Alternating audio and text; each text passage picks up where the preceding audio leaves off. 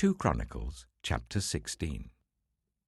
In the 36th year of Asa's reign, Baasha, king of Israel, went up against Judah and fortified Ramah to prevent anyone from leaving or entering the territory of Asa, king of Judah. Asa then took the silver and gold out of the treasuries of the Lord's temple and of his own palace, and sent it to Ben-Hadad, king of Aram, who was ruling in Damascus.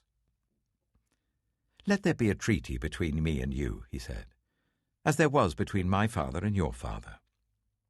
See, I am sending you silver and gold. Now break your treaty with Baasha, king of Israel, so that he will withdraw from me."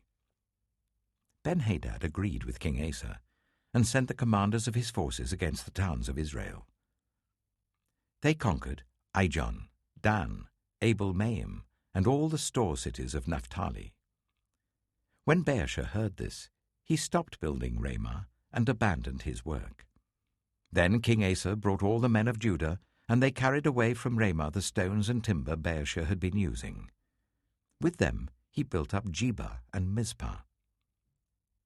At that time Hanani the seer came to Asa king of Judah and said to him, "Because you relied on the king of Aram and not on the Lord your God, the army of the king of Aram has escaped from your hand.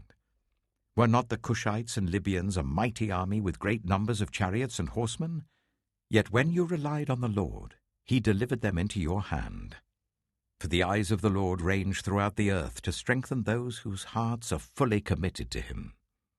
You have done a foolish thing, and from now on you will be at war."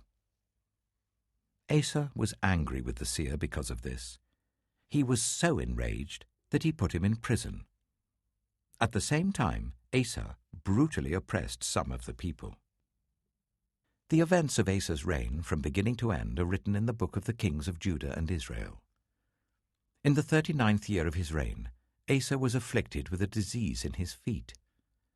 Though his disease was severe, even in his illness he did not seek help from the Lord, but only from the doctors. Then, in the 41st year of his reign, Asa died and rested with his ancestors. They buried him in the tomb that he had cut out for himself in the city of David. They laid him on a bier covered with spices and various blended perfumes, and they made a huge fire in his honor.